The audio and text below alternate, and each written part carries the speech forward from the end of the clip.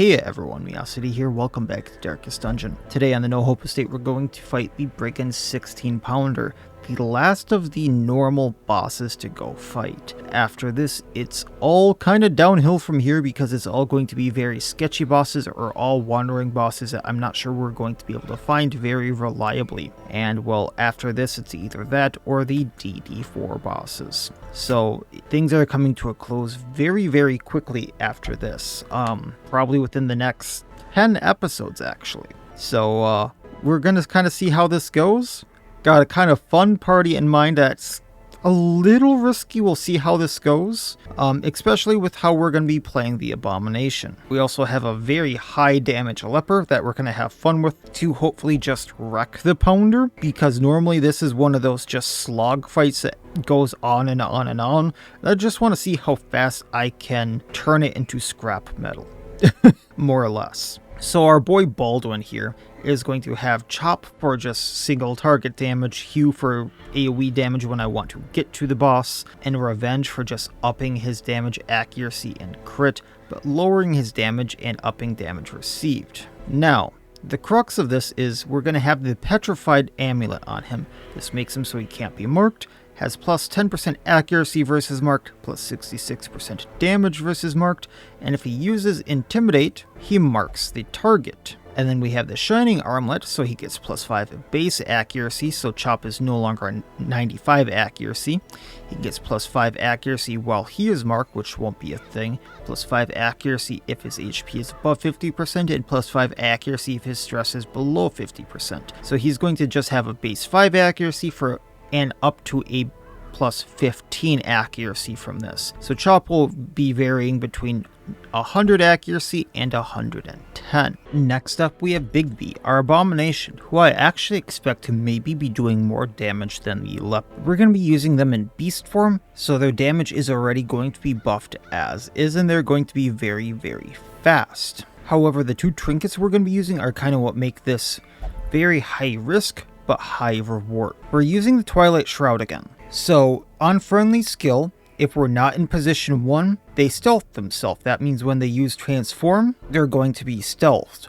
What I figured out last time is if anything moves them into rank 1, even if they are already stealthed, they will de-stealth. So that's why I couldn't have anything that would move them into rank 1. That's why we chose Baldwin. And on friendly skill, we will refresh our limited skill uses. That means when we transform back to human from anything, we can transform back, so we can re-stealth ourselves. The other parts of this are we gain plus 15 crit and 3 more speed while we are stealthed, meaning we take our 9 speed plus the 5 speed already from changing to beast form and add another 3 speed to it. So we're going to be having around 17 speed on Bigsby as a base, adding 15 crit to that as well, and then we get plus 20% damage when acting first. That's pretty huge. That's like a plus 4 maximum damage here, just that. Then we have the Skulker's Scarf. This is from the Swine Skulkers in the Warrens from the DD2 Warrens enemies, and gives us plus 50% damage while we're stealthed. So it goes hand in hand here with the Twilight Shroud. The downside is we take plus 50% damage received. So if something does an AoE, if something can hit through stealth, or if something hits us before we stealthed, Bigsby is gonna take a lot of damage. We're gonna see how this works. Next up is Corsi. They're our mark bot for both Baldwin and Misandry. So realistically, they're here to use vulnerability hex again. This marks, this lowers dodge. After that, we have Weakening Curse to lower protection and damage, Abyssal Artillery, and or Demon Pull. This time around, I'm kind of fiddling with the trinkets a bit. We're still using the Cursed Incense because this ups the debuff chance so much, and it does the plus damage received debuff on ranged hit, which everything is a ranged hit. It's a really powerful trinket. I would use it just for the plus debuff chance, let alone the plus damage received. However, this time around I'm using the Vial of Sand.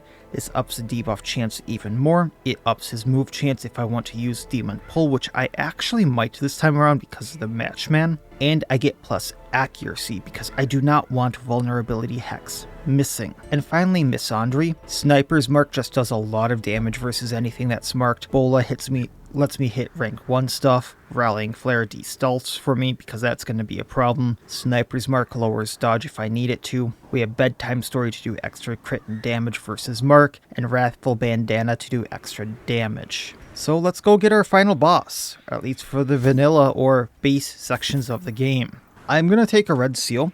What the red seal does is it gives me 10% extra damage and 10 crit versus marked targets for about 2 rounds, I believe it is. That should help me destroy the cannon even faster. But beyond that, I'm not going to take any ribbons, just because I don't feel like I will need them. And that'll help me build them up even more for future adventures, like for the Destroyer of the Stars and things like that.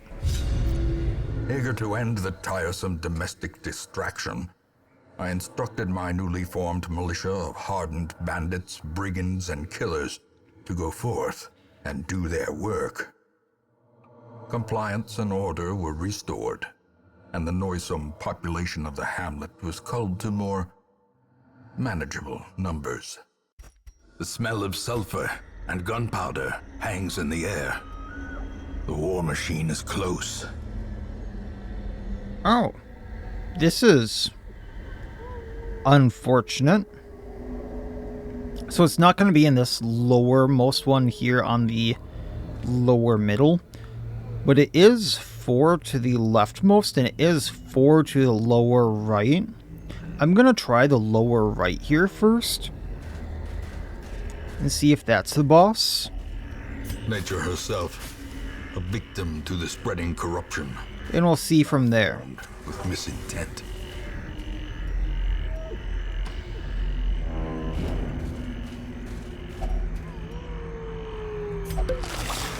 Anything fun? A handsome reward for a task well performed.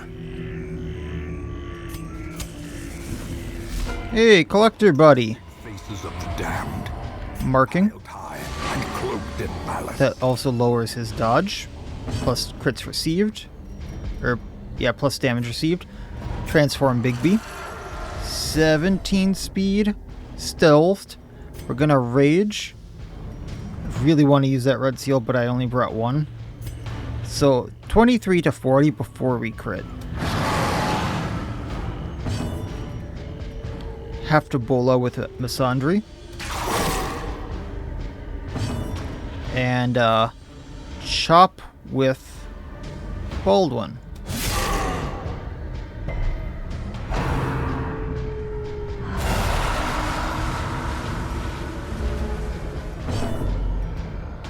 Too bad I can't hit rank 4 with the Bigby. We're going to take out the Man-at-Arms. Eradicated.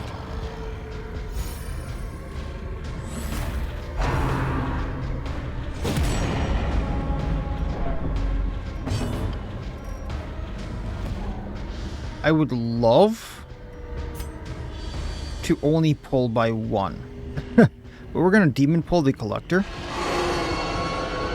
That way Baldwin can do some damage. I'm going to bola.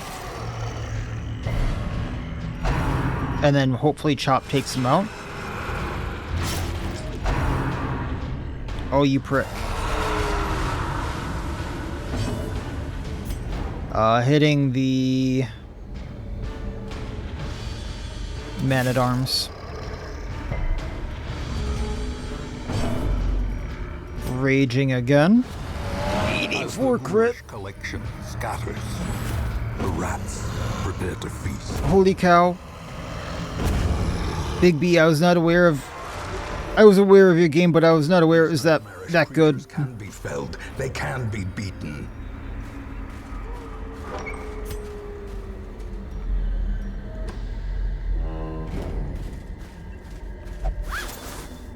Well, Collector down. They won't be bugging us again.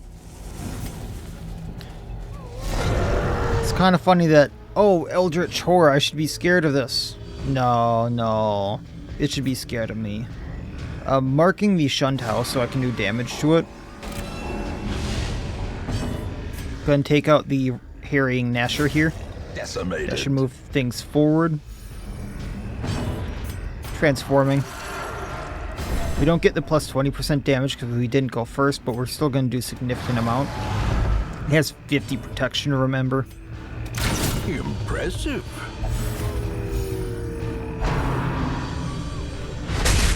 Yeah, like I said, AoE is gonna wreck me.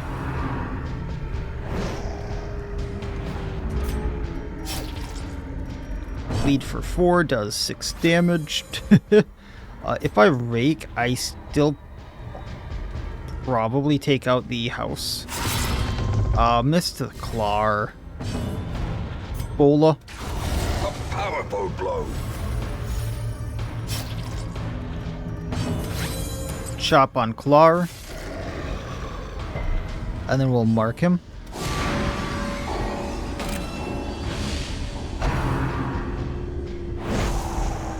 Kinda surprised that one hit. Rage. Through the 50 protection somehow. And chop. Their formation is broken. Maintain the offensive. Mercenary Glove with the Foreigner, plus 4 crit. Grudge does a plus 20% debuff chance, and minus 10% stress relief received. We'll just leave this stuff. I am gonna heal a tad here. Because owie. And then, 1, 2, 3, 4, 5, 6. We'll just take May we find victory. the Onyx for now. Not that I really need it, but was really hoping for that scout so I could use a buy order, know if anything was here. Oh, there we go. Boss. So if I went back and did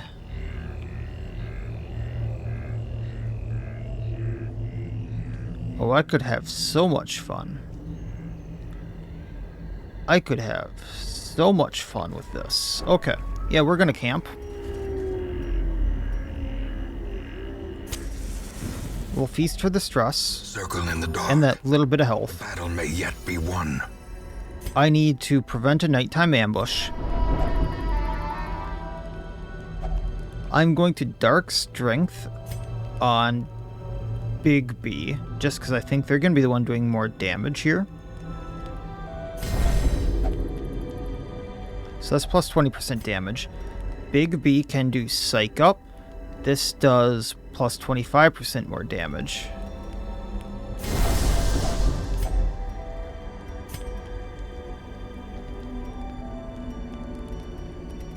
And then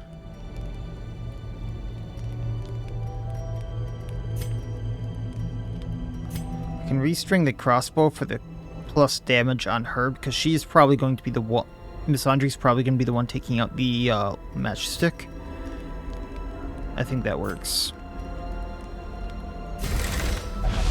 And then I can do a reflection on Baldwin, because that's accuracy crit on him, and if he crits, we're likely to body the cannon or turn it to scrap metal all be faster.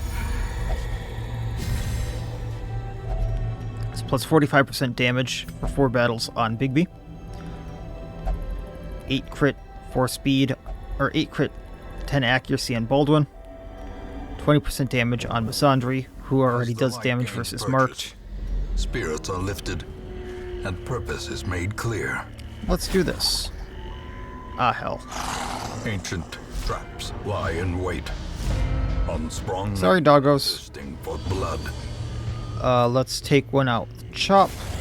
Annihilated. Gonna mark the one in back for Misandry, so it has less dodge. Transform. Time to perform beyond one. If I get lucky with Rake, I was gonna say 1, maybe 2 go down. Destroyed.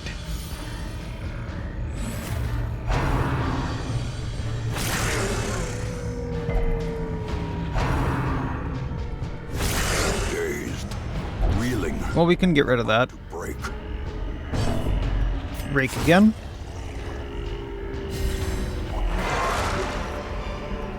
A trifling victory, but a victory nonetheless.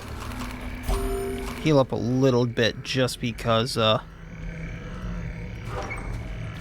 boss and we might take damage. A marvel of technology. Alright, here we go. An engine of destruction. So 16 damage on the pyro. Misandry hits up to 19 before mark. So we're gonna mark the pyro for now. Transform on Bigby. And then we're gonna rake so we take out the cutthroat and not take as much damage.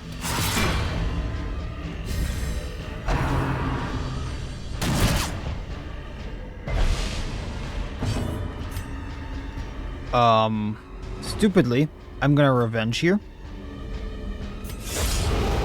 So Baldwin does more damage. That way next turn I just probably body into the pounder, taking out the pyro. Obliterated.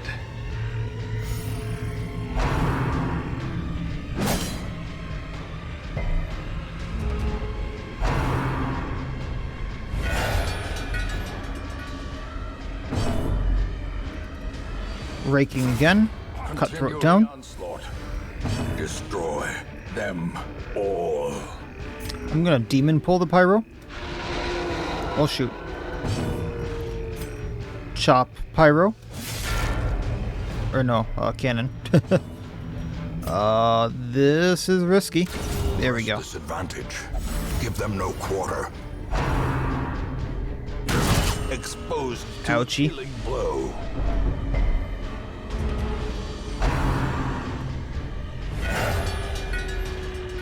Okay, it's still in row 3, but I can rage at him. Do 48, but Misandry's, it would be more effective to hit the pounder and have Misandry go at him still. So going at the cannon.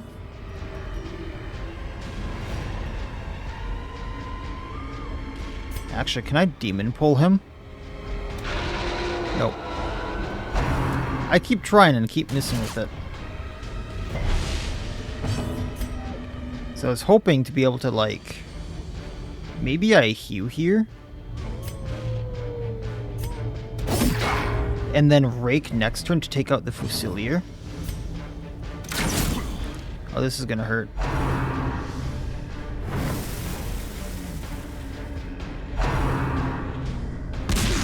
Hey, you missed.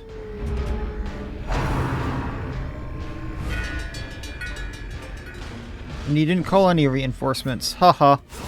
Well struck.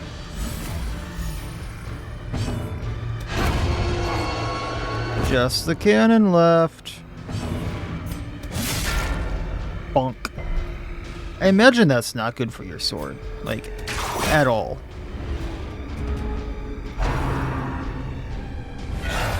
There we go. Has some reinforcements now. But if we rake... A singular strike. Cutthroat's not going to be in a good spot. We'll mark the pyro this time around so I can sniper shot him. And then hew here.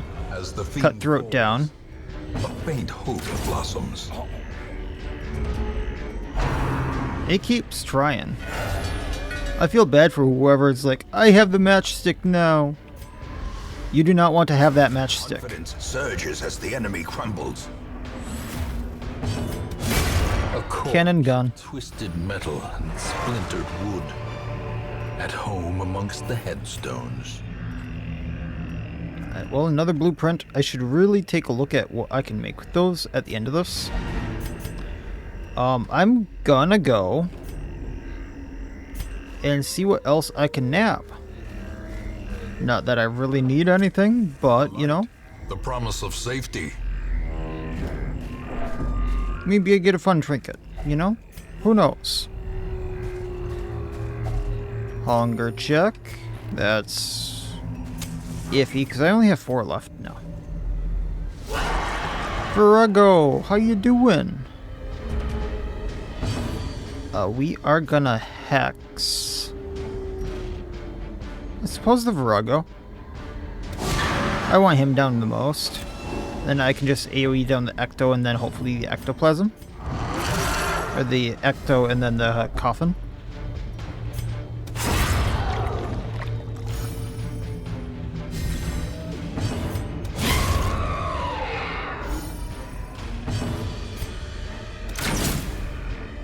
just the Stalker left, which I need to either de-stealth or wait for it to get out of stealth.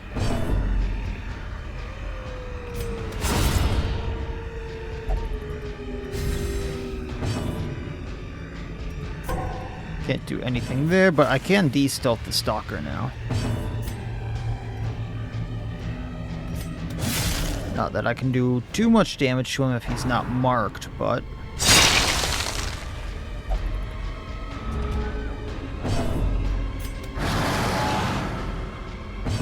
And down he goes. This expedition at least promises success. I didn't use the red seal again.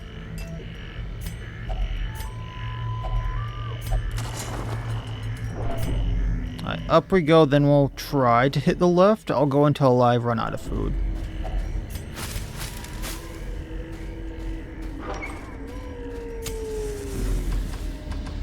Which might be this hallway, if I'm being totally honest. We're also really stressed out. Yeah, I can risk one more. Because I can get food here.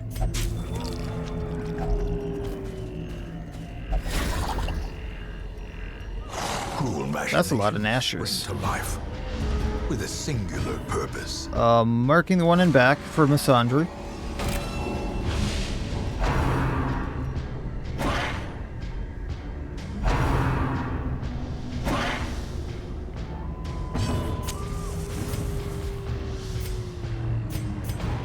I'm like guaranteed to take one out.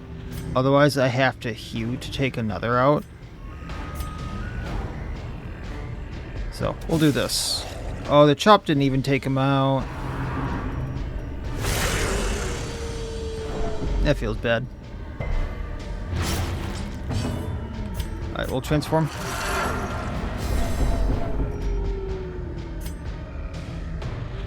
I can't even hit the one I want. Well, I'll rage at the 1 and 2 and miss. I wanted Misandry to hit the 1 in 4 and take him out. But yikes.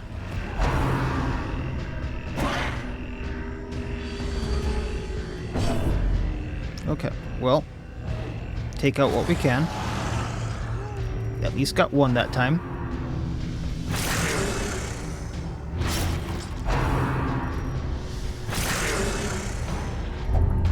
Ooh, rabies. That is minus accuracy if I remember right, which is not great to have on Baldwin. Plus 15% damage is nice, but the minus accuracy is not nice.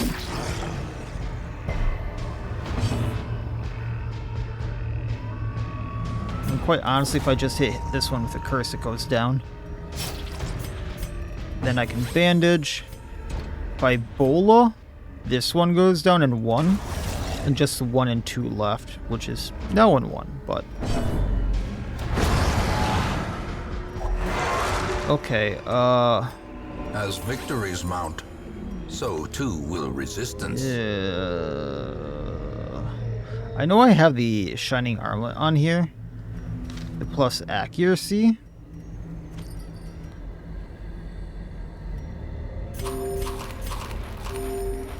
But I lose...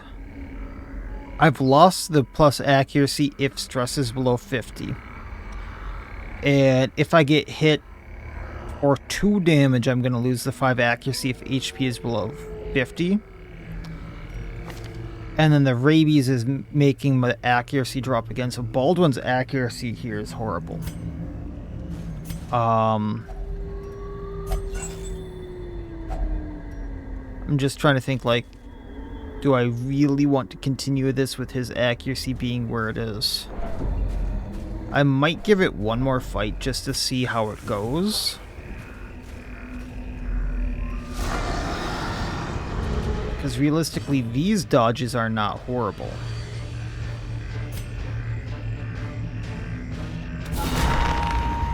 Oh, that was the wrong one. That lowers the protection at least, though. The ground That's quakes. one coffin down. One coffin filled. Transform and we'll test the last coffin. A decisive pummeling. So just these left. So this isn't the worst in the world because the dodge is only 22, so I don't have the worst hit chance. Big B, I want you to take out... You have a very good hit chance and take out chance on the groove. Then mark the coffin. Still like an 80 some chance on this, which kind of feels bad. And pop. Be wary. Triumphant pride precipitates a dizzying fall. Oh yeah, now with an afflict. Oh, virtue. A moment of valor shines brightest against the backdrop of despair.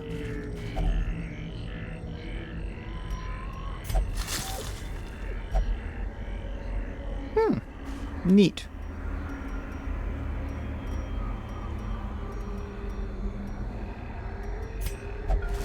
Was not expecting quirk removal there, which is nice.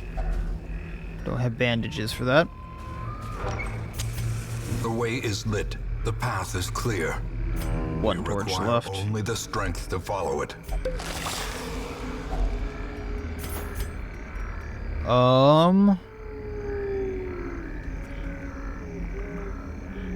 Can get rid of the gold.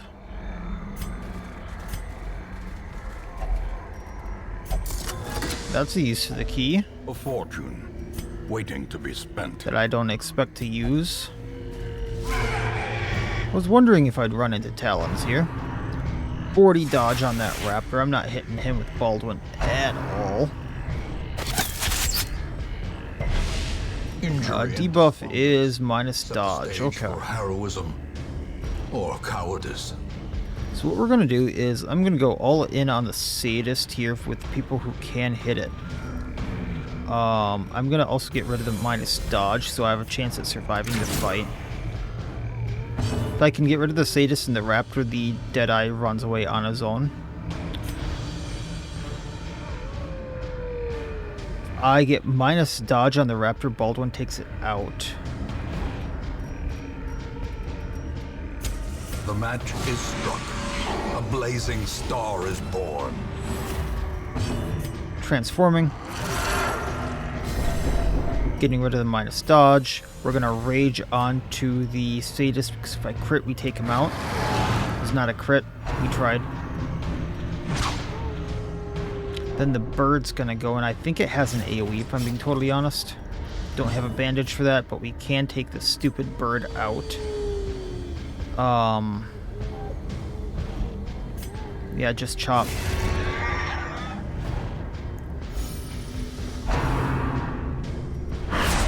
Oh, hell. A hand's breadth from becoming on. I need to take the sadist out quick. Thankfully, Big Beat goes first. Can hit hard. Just size alone does The not dissuade. Deadeye is what I'm afraid of here. Because he has an action. And he should run away.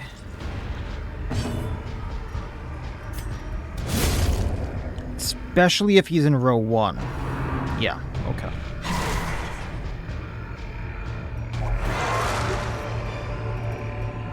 Remind yourself that overconfidence is a slow and insidious killer. Yeah, this is where I'm calling it. It is a little too dangerous to carry on. I don't have food. I don't have bandages for Baldwin. He just lost all of his accuracy bonuses except for the +5 from the Shining Armlet. He has rabies minusing his accuracy, so effectively he's acting at a -5. As you can see here, he has a 93 accuracy. How does that work out? 95 base, +5 -10 does not equal 93.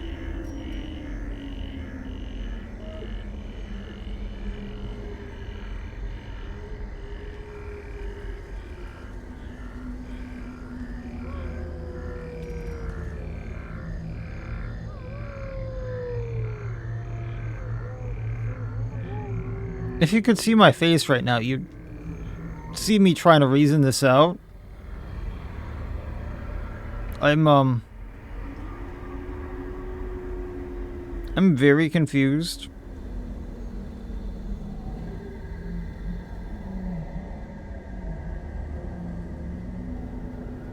Hey, Darkest Dungeon, sometimes math does not math like that. Anyway, I think I'm done with this run, this quest, because while I could continue on, it is very, very dangerous, and I'm getting to the point where, like, I don't want to be stupid. I need these heroes to do the DD4, and, well, if I'm stupid here, I'm not going to have the chances to be stupid on the Beholder boss, the Talon Matron boss, the Captain, the Destroyer from the Stars, or anything like that. And I think it would be better to have the chances to go at them and have more content and see if we can't bash our head against the wall on those bosses. So we got the Fusewind's Matchstick, 3 speed, 10 accuracy, plus 25% damage after first round, however minus 100% damage on the first round. Pillaged Icon, plus 30 speed, minus 50% damage on the first round for the Trophy Hunter, plus a 200% bleed chance versus Unholy, disables Lurking Fear, which is their move back skill. However, on friendly skill, buff party for plus 12 accuracy. Infinite Bones, delicious. Also got 30 crests for a grand total of 54 crests, 24,155 gold, and a blueprint, along with 8 busts, 2 portraits, and 4 deeds. And 2 things for Marked by the Flock, if I fail that again and again. Baldwin got the Worries on top of having Rabies, so I need to get rid of both of those, on top of Imposter Syndrome, and of course he got Shocker, which I will want to get rid of because stun resistance down is kind of bad. Once, our estate was the envy of this land. It's getting rid of Shocker there. And then these 2 can go into Stress Relief. And I'm kind of surprised at how well that worked out. With the plus damage received on Bigby there, with all the AoEs that were going off, I was a little scared that I was going to get bodied before the boss. At the Nomad Wagon, nothing I want. So, technically, I want to point this out.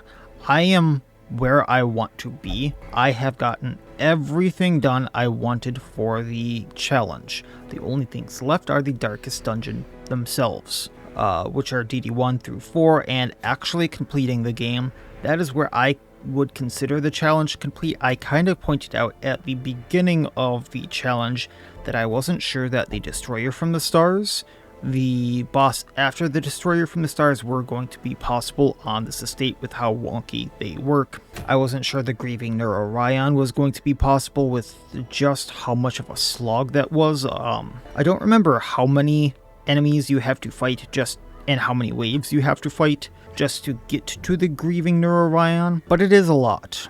And then the Night Parade goes into that same block. I think it was like an hour and a half straight of fighting. It was either that for the Neurorion or the Night Parade that I did on my 3.5 estate. So that's a lot of fighting that you have to do with a single party that normally has healing to keep you alive. So I'm gonna attempt it. However, that being said, like, it's gonna be bonkers, and I'm not sure it's... I should point this out. I'm sure if I had the right heroes installed on my estate, and I might even have those, but they might be dead and I don't have them leveled up anymore. I'm not sure I have the right combinations. I'm not sure I have the right combinations of trinkets. I'm sure it's possible to do somehow with this challenge. I'm not sure I know the right combinations of heroes to do it with, because realistically, I need to get through like 50 plus enemies without healing, without stunning, without stress healing, just for the Neurorion. I think it's 100 plus enemies for the Night Parade. And it could be more than that for the Neurorion and or Night Parade. I genuinely don't remember. I've only done each of them like once. And then on top of that, after all those enemies, each one of them has me fight a boss. And the Neurorion's mechanic is like, he makes me guard him with my own heroes, so I need a way of bypassing guard, otherwise I hit my own heroes. It is a little ridiculous. So I will try it. I want to point that out. I'm going to try these, but that is why I wanted so many heroes set aside, because I know I'm going to be losing a lot. The Destroyer from the Stars is a whole different situation with a whole different set of bullshittery. The reason I'm not sure he was going to be possible is just his straight damage output. When I fought him on my 3.5 estate, he's kind of like the Thing from the Stars, but on steroids and crack. For lack of a better way of putting it.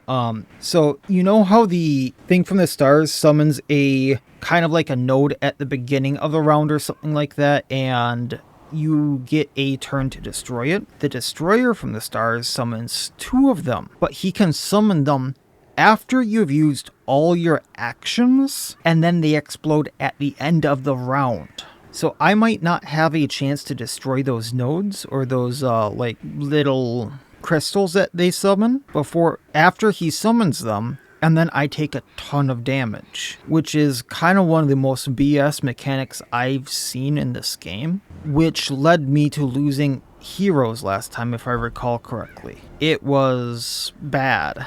I know it at least put me at death's door a few times. So I'm not sure how I'm going to get around that this time around, other than just finding a way to burst him down absurdly, like turn 1 or turn 2ing him, which I have an idea on how to do. It's just, if I don't do that, the entire team goes down and I don't get to use them for anything else. It is gonna be interesting. So, like, I have ideas. I'm just not sure those ideas are gonna work. So we'll try those things out, and then once again, I do want to try the Beholder boss once again. I want to try the Talon Matron again, and the Captain. You'll know that one of the last times I went to fight the Talon Matron, I got her opening screen to pop, but I couldn't find her before, like, I completed the quest, but she was like one of the last fights in the actual dungeon I could find, and I went down every single hallway, every single battle room, and I just could not find her before the rest of the Talon obliterated me, and I had to dip out before I could fight her. One of the last few times I went to fight the Beholder boss, I lost Vetra, and I couldn't even get the observers to spawn. To fight the drowned Captain boss, I absolutely have to have the Uncrowned here, because he's the only one with Ghostly Chained, go into the cove and survive until I find him. It's the only way we're gonna find him. So we're gonna try for those, but I'm not sure they're gonna get done. And that's why I'm saying, like, I'm not sure what they're gonna happen on this estate, but we're gonna try. So with that being said, that's kind of what's left, just so everyone is aware, is the Beholder, the Talon Matron, the Captain, those 3 roamers. There's 2 bosses in the farmstead, so that's a total of 5, but those ones are kind of bullshittery. There's the Grieving Neurorion and the Night Parade. Those are just so insane wave-based and so many fights in a row that I'm not sure it's possible with how much I would have to do. Like, for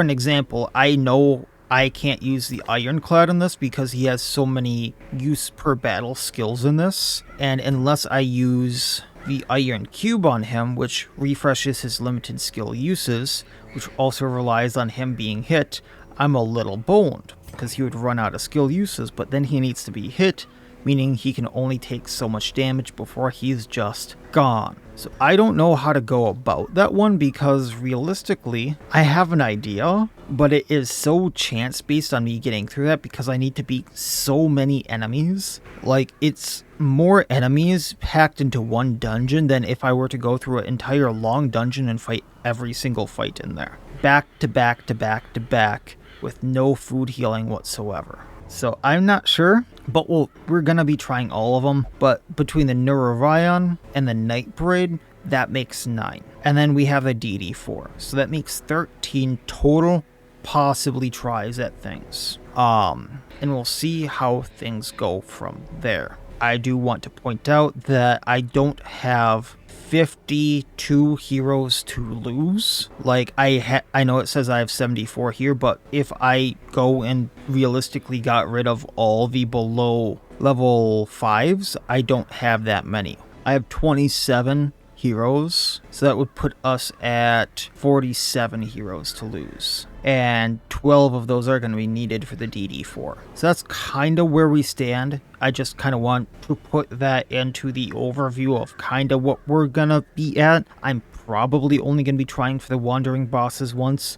I'm going to try the Destroyer from the Stars once. If it doesn't work, it doesn't work, and then we don't try the boss after it. If I'm going to try the Grieving Neurorion once. If we don't get that, we don't try the Night Parade. And that's kind of where we're at, because if I can't get the Destroyer from the Stars, we're obviously not going to get the boss after that, and I don't have that many heroes to lose, if that makes sense. So I hope everyone's alright with how I'm thinking about that, and we'll go from there. But realistically, end game right here, things that are plausible to continue off of, and we'll go from there. So that'll do it for this time. Like, comment, subscribe, all that YouTube jazz, and otherwise, as always, I wish you all well. I will see you next time, and please, have a good one.